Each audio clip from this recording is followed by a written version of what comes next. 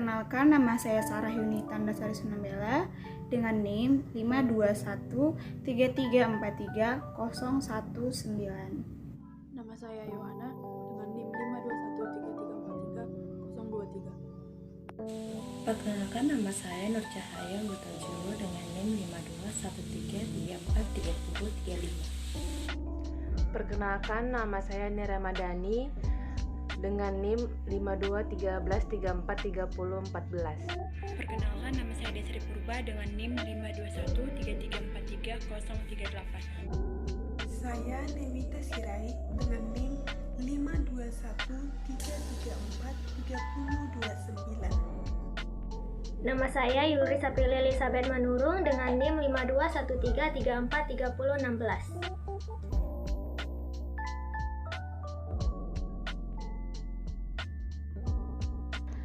Kasus yang pertama yaitu Ketua RT jadi tersangka karena membubarkan ibadah gereja Lampung. Hal ini diharapkan agar kelompok intoleran jera dan tidak terulangnya kejadian hal yang seperti ini. Penetapan status tersangka terhadap seorang ketua RT di Lampung dalam kasus pembubaran Jemaat Gereja Kristen Kemah Daud atau GKKD nilai setara Institut dan Persatuan Gereja-Gereja Indonesia atau PGI sebagai pelanggaran kebebasan beragama dan keyakinan. Hal ini dikatakan Hali Hasan, yaitu Direktur Riset Setara Institut, mengatakan tindakan Polda Lampung yang menetapkan Wawan Kurniawan sebagai tersangka karena telah menghentikan dan membubarkan ibadah Jemaat Gereja Kristen Kemah Daud atau GKKD. Karena hal tersebut, selama ini diharapkannya itu adanya dua hal, yaitu keadilan bagi korban dan adanya efek jera terhadap kelompok-kelompok intoleran, sehingga tidak berharap akan ada pengulangan intoleransi seperti yang terjadi di Lampung ini, kata Hali Hasan. PPGI pun mengapresiasi penetapan tersangka terhadap Wawan. Sekretaris Umum PGI Jaki Maniputi mengatakan langkah itu membuktikan bahwa negara hadir untuk menegakkan aturan dan konstitusi. Jaki berujar bahwa kami berharap ini bisa menjadi pembelajaran untuk tidak mengulang lagi tindakan-tindakan yang dengan paksa membubarkan ibadah yang sedang berlangsung. Hal ini juga mengingatkan penetapan status tersangka kepada Wawan bukanlah akhir dari kasus ini karena masih ada proses persidangan yang dalam kasus-kasus serupa kerap meringankan pelaku. Oleh sebab itu, dia meminta negara agar benar-benar hadir dan menerapkan hukum yang seadil-adilnya. Setelah ditetapkannya tersangka Wawan Kurniawan langsung ditahan oleh Polda Lampung karena yang bersangkutan telah memenuhi unsur ditetapkannya sebagai tersangka, kata Kabid Humas Polda Lampung. Perbuatan Wawan yang menghentikan dan membubarkan ibadah Jemaat GKKD dinyatakan melanggar hukum.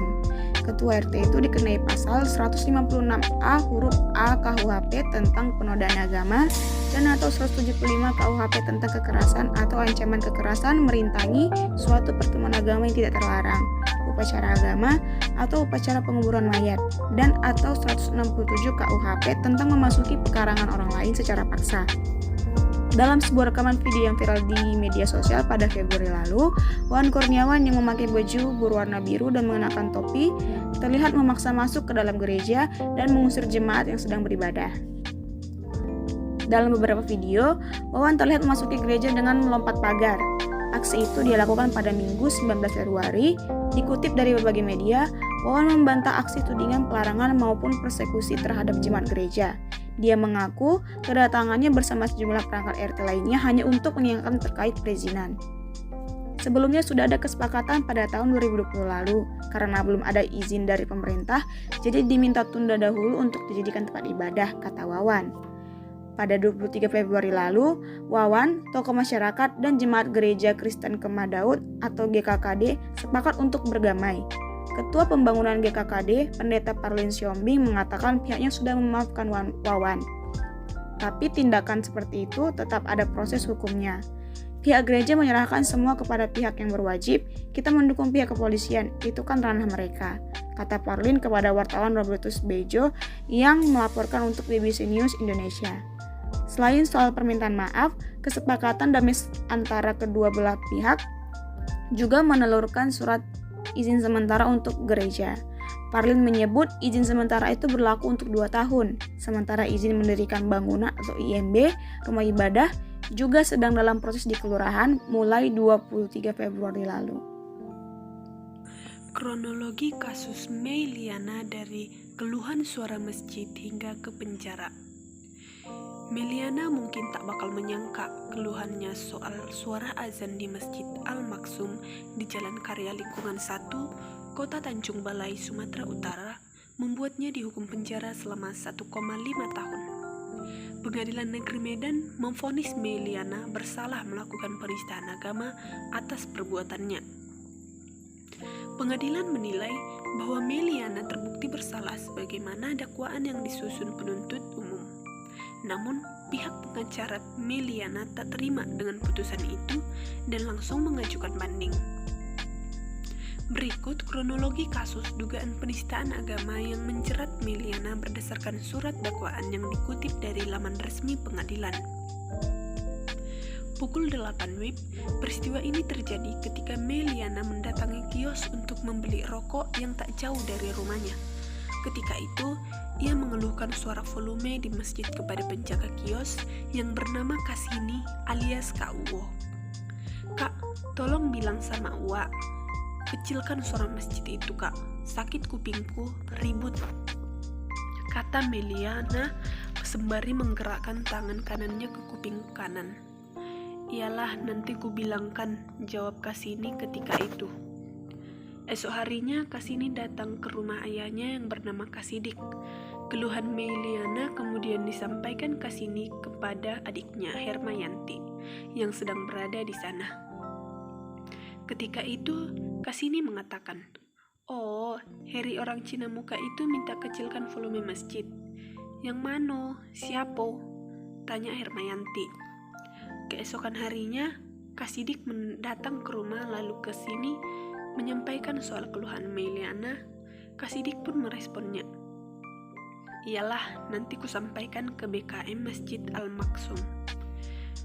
Pada 29 Juli 2016, pukul 10 WIB, Kasidik menemui Ketua BKM Masjid Al-Maksum, Jujuti alias Sayuti, dan menyampaikan soal keluhan Meliana tersebut. Sayuti kemudian berjanji akan membahasnya di masjid. Pada pukul 16, usai salat azhar, Kasidik yang bertemu dengan Sahrir Tanjung alias Pak R juga menyampaikan soal keluhan Meliana. Pak R kemudian menjawab, "Ya nantilah, nanti kita kasih tahu sama Pak Lobe dan Pak Dailami." Pukul 18 WIB, usai salat maghrib, Kasidik menyampaikan hal yang sama kepada Zul Zambas, Haris Tua Marpaung alias Pak Lobe dan Dailami. Ketiganya langsung mengajak Kasidik ke rumah Meliana. "Ayo kita ke rumahnya," jawab Dailami. Pukul 19 WIB, Kasidik, Dailami, Haris Tua Marpaung, dan Zul Zambas mendatangi rumah Meliana di Jalan Karya Lingkungan 1, Kelurahan Tanjung Balai Kota 1, Kecamatan Tanjung Balai Selatan, Kota Tanjung Balai.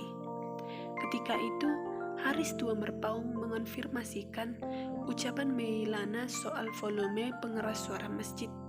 Versi jaksa, Meliana menjawab kepada 4 orang tadi dan membenarkan merasa terganggu dengan volume speaker azan. "Punya perasaan lah kalian sikit," jawab Meliana. "Kakak janganlah gitu bercakap, haruslah sopan sikit," timpal Haris Tua Marpaung. Setelah percakapan itu, Kasidik, Dailami, Haris Tua Marpaung, dan Zul Zambas pergi ke masjid untuk salat isya. Tak lama kemudian, suami Meliana yang bernama Lian Tui mendatangi masjid untuk meminta maaf. Namun, rupanya isu tersebut sudah menyebar di masyarakat.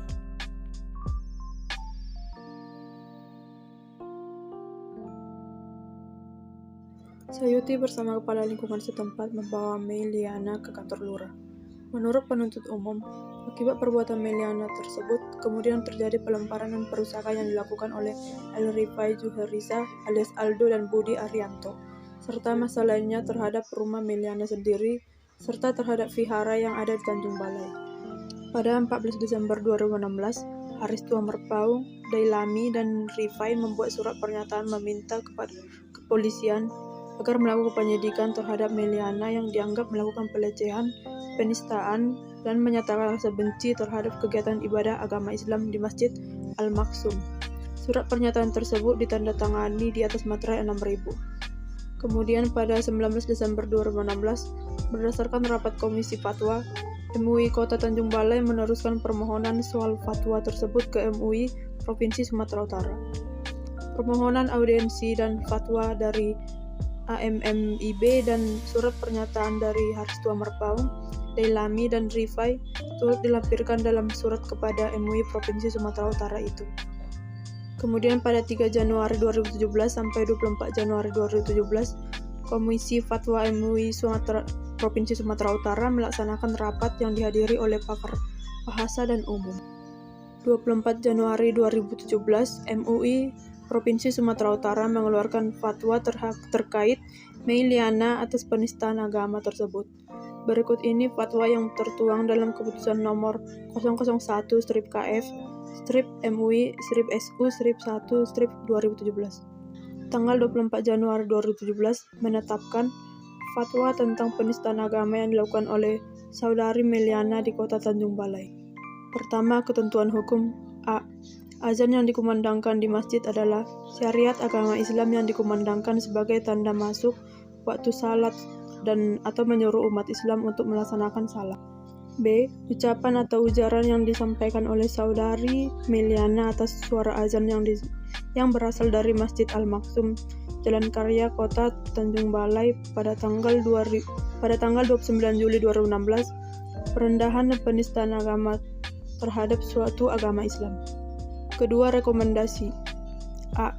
Kepada pihak kepolisian untuk segera menindaklanjuti proses penegakan hukum atas Saudari Meliana sesuai dengan peraturan dan perundang-undangan yang berlaku. B. Kepada seluruh umat Islam, khususnya kaum muslimin Kota Tanjung Balai, diimbau untuk tidak terprovokasi dan melakukan aksi anarkis, serta agar tetap menjaga kondusivitas, kerukunan dan toleransi antar umat beragama di Kota Tanjung Balai. Kemudian C. Kepada seluruh umat Islam, khususnya kaum muslimin Kota Tanjung Balai, agar menyerahkan proses hukum sepenuhnya kepada pihak yang berwajib dalam menyelesaikan masalah ini, sesuai dengan hukum dan perundang-undangan yang berlaku.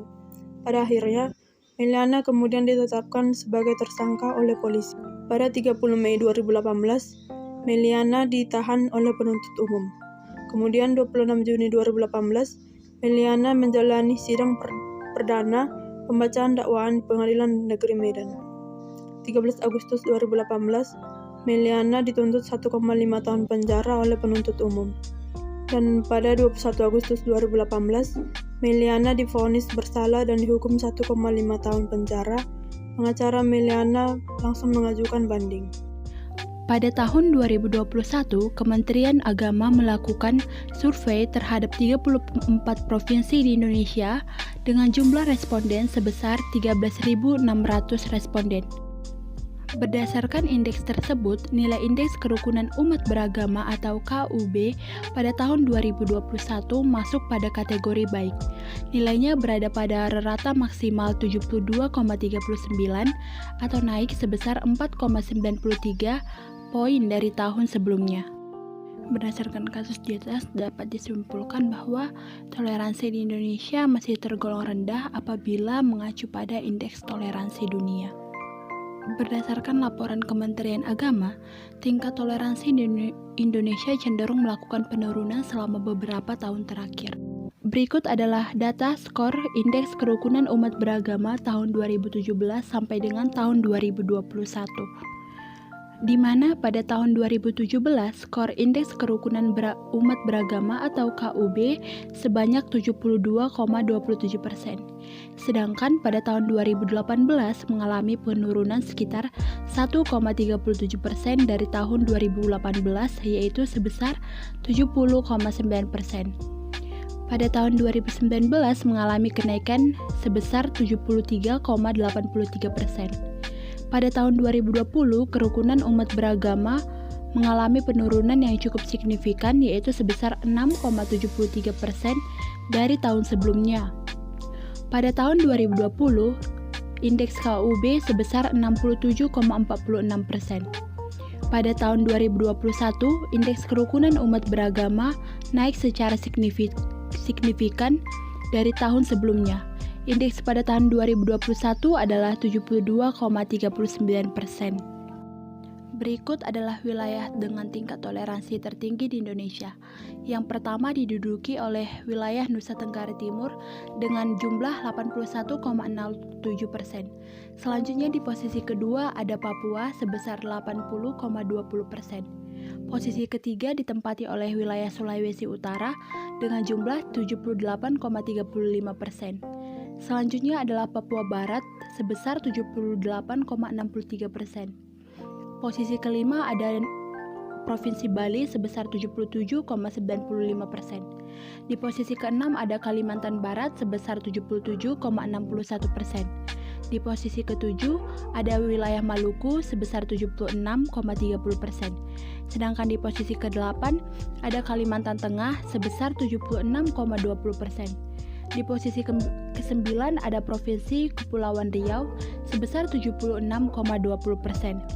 Sama dengan posisi ke-8 yaitu Kalimantan Tengah. Pada posisi ke-10 diisi dengan daerah keistimewaan Yogyakarta dengan jumlah 76,03%. Berikut adalah diagram fishbone mengenai intoleransi umat beragama. Yang pertama di bagian tools ada kurangnya toleransi, kemudian tingkat menghargai. Kemudian di bagian people, masyarakat yang terlalu menganggap agama yang dianutnya paling benar, dan yang kedua adalah kurangnya edukasi mengenai kerukunan umat beragama. Yang ketiga ada di materials, di mana isinya adalah oknum pemuka agama yang menjelek-jelekan agama lain.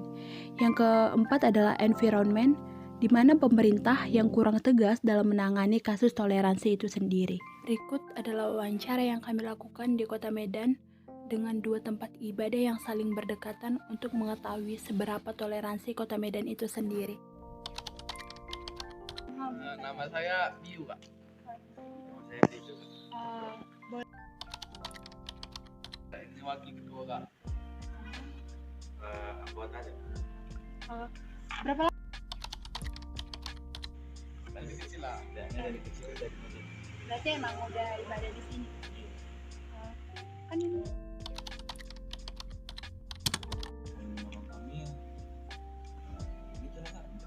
fair aja gitu, udah biasa aja, kayak solid aja sih belakangan. Selama ini belakangan solid aja, nggak ada ribut nggak ada acuh. berarti memang nggak pernah terjadi konflik kan di sini? Nggak pernah, damai-damai.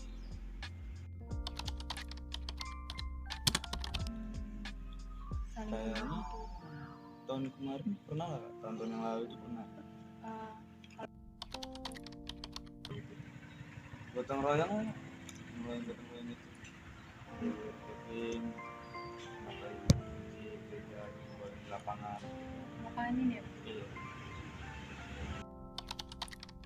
Kalau dari saya sih enggak, Kak. Kalau dari saya sih enggak. Kalau dari mungkin kalau orang lain pun nggak tahu ya kan, biasanya nggak ada, Kak. Nggak ada gitu, biasa aja masyarakat. Ada, Kak. Pas acara kemarin pasca kan itu azan zuhur, terus itu kan acaranya siang nih, jadi orang tuh memberhentikan sound musiknya terus lanjutin aja, dengerin aja, baru tuh siap aja, baru kita lanjut lagi. Berarti saling pengertian gitu ya, saling menghargai aja. Kok mayoritas ini kebanyakan ya Kristen lah, minim Muslim lah, banyak dari luar kebanyakan datang.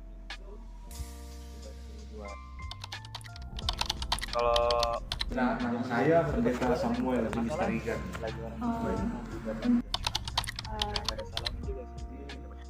Cuman nggak tahu penduduk tempat itu gimana. Berarti balik ke orangnya masing-masing. Kalau tempat ibadah itu wajar aja kalau diberikan gitu. Cuman kalau masyarakat tempat itu, ya masyarakat itu lagi lah, Kak, balik masyarakat itu lagi. dengan masjid. Ya, aku kayak bodo amat aja, yang penting ada di tengah ibadah aja. antara gereja di DKP dan gereja di KPNS. Jadi dalam pandangan Bapak sebagai pendeta itu yang pertama, gereja dan masjid itu bersebelahan merupakan simbol ya bahwa hidup kita itu majemuk, baik dalam suku, agama, dan ras. Dan ini dalam pemahaman pendeta adalah anugerah Tuhan. Nah, jadi yang kedua, kita melihat bahwa inilah yang jadi keindahan dari keberagaman itu. Karena kalau kita jujur, kadang-kala keberagaman ini menjadi sebuah kesulitan ya, atau bahkan berujung kepada konflik. Tapi pendeta melihat jauh ini di GKP Pasar 2 tidak melihat adanya sebuah konflik ya, walaupun ada perbedaan. Jadi tetap saling menghormati lah ya, saling ya seperti itu, saling menghormati. Contohnya waktu perayaan Paskah ini kan ya, di lapangan dan juga bulan puasa, dan ketika mereka memandangkan azan ya kita berhenti gitu, dan kemarin juga berkomunikasi dengan mereka bahwa kami ada acara. Nah, jadi tetap dalam konteks saling menghormati. Jadi seperti itu gambarannya. Tidak ada sejauh ini konflik, malah sebelum COVID ada kerjasama ya, khususnya ada raya kurban seperti itu, pernah gereja juga dengan sumbangan ya. Tapi kemarin COVID, dan mungkin nanti ke depan ini setelah COVID ini mungkin akan juga seperti itu. Di hari raya kurban mungkin ada aksi dari gereja untuk ikut merayakan kurban. Kerjasama antar agama ini sesuatu yang seharusnya baik ya, karena inilah kekuatan kita dalam kehidupan masyarakat. Jadi kalau kita bersama-sama, apapun tantangannya bisa kita hadapi bersama gitu, dan tidak mudah dipecah belah. Nah ini ya, jadi karena sudah ada saling pengertian dan saling memahami, kerjasama yang terbangun selama ini, jadi ya, tidak ada lagi mencurigai, dan masyarakat juga hidup saling menghormati, tidak ada hal-hal yang tidak baik gitu, atau tadi kalian bilang konflik tidak ada sejauh ini ya, malah kalau ada masalah saling kerjasama. Contohnya ketika ada masalah Pasar 2 lapangan ini dulu kan sama sejauh ini dalam ya, gereja mendorong ke arah yang lebih baik untuk kerjasama antar lintas iman gitu. Undang-undang itu kan untuk ketertiban, keteraturan, tapi seringkali dalam pelaksanaannya iya, jadi tidak tidak tepat gitu. Jadi ya ada semacam diskriminatif gitu. Terus kita akui ya, kan sebenarnya undang-undang itu kan untuk keteraturan bersama semua agama, tapi dalam pelaksanaannya seringkali undang-undang itu menjadi diskriminatif gitu ya, kepada kita gereja umat Kristen gitu. Nah, itu yang pendeta lihat. Jadi ya, pengharapannya ya, para tokoh ya, yang berwenang ya aturannya membela hak-hak masyarakat ya, melalui undang-undang itu kan gitu. Kebebasan undang-undang 45 pasal 29 kan bahwa negara menjamin kebebasan. Jadi adanya undang-undang ini seakan tolak belakang gitu. Nah, jadi kita mau beribadah harus diatur kan, itu kan sebenarnya bebas. Kita mau nyembah Tuhan itu kan bebas gitu. Tapi negara mengaturnya ya, tentu supaya teratur dan tertib. Tapi kan dalam kaitannya tidak. Nah, itulah harusnya menjadi introspeksi lah bagi pemerintah, bagaimana mendorong orang-orang yang berwenang itu ya agar ya, tidak diskriminatif, adil lah benar-benar melihat gitu, dan tidak takut kepada kalau memang sudah sesuai undang-undang, kalau ada penolakan berarti kan harus tegas gitu. Nah, undang-undang harus tegas lah, berani. Kalau memang kalau contohnya gereja ya sudah sesuai undang-undang ya berdirilah gitu. Tapi karena pemerintah juga tidak tegas, karena apapun itu terserah lah, kita nggak mau menyangkut itu. Tapi itu tugas pemerintah, menjamin kebebasan itu. Terus kalau di pasar 2 seperti itulah, sampai hari ini tetap tinggi toleransinya ya, dalam hal ibadah ya, pemakaian sholat sampai di lapangan, di pasar juga. Nah, itu suara azan tidak mengganggu. Mungkin beberapa kali kayak mengganggu juga, atau kayak kalau sejauh ini karena sudah terbiasa tidak ada merasa mengganggu gitu.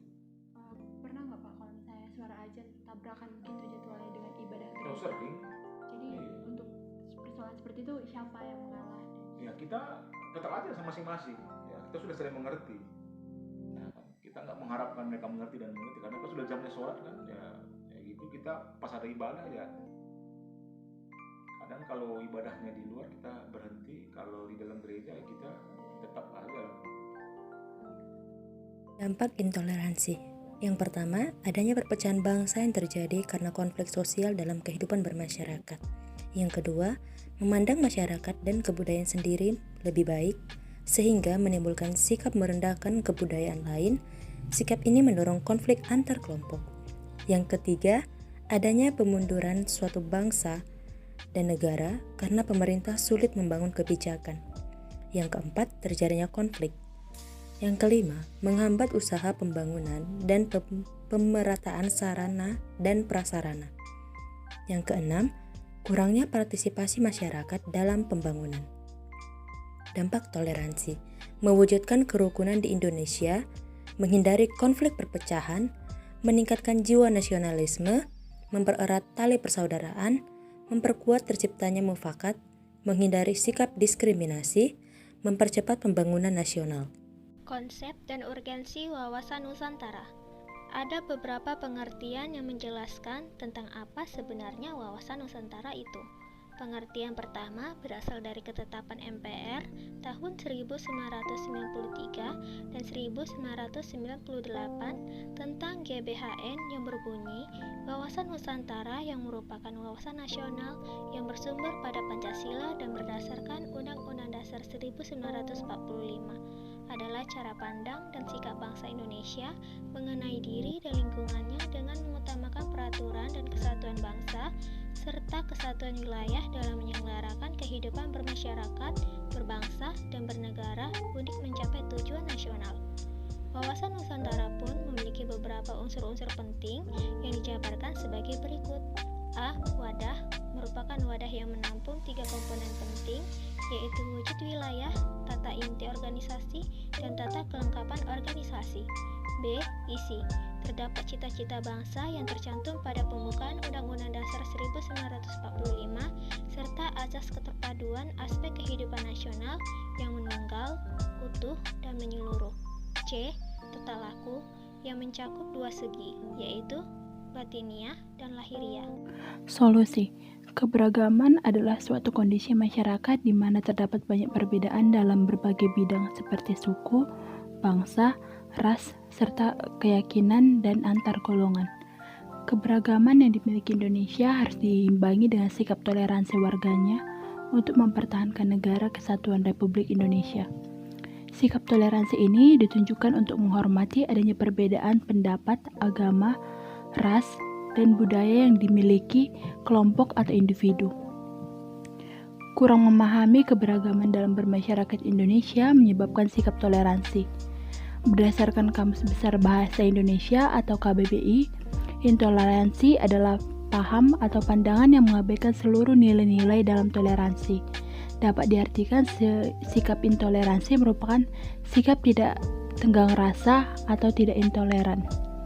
Dalam buku Pluralisme, Konflik Perdamaian tahun 2002 oleh Elga Sarapung, beberapa cara menghindari sikap intoleransi sebagai berikut. Yang pertama, tidak memaksakan kehendak diri sendiri kepada orang lain. Yang kedua, peduli terhadap lingkungan sekitar. Yang ketiga, tidak mementingkan suku, bangsa sendiri atau sikap yang menganggap suku bangsanya lebih baik. Yang keempat, tidak menonjolkan suku, agama, ras, golongan maupun budaya tertentu. Yang kelima, tidak menempuh tindakan yang melanggar norma untuk mencapai tujuan tertentu. Yang keenam, tidak mencari keuntungan diri sendiri daripada kesejahteraan orang lain. Sekian paparan materi dari kami ucapkan terima kasih.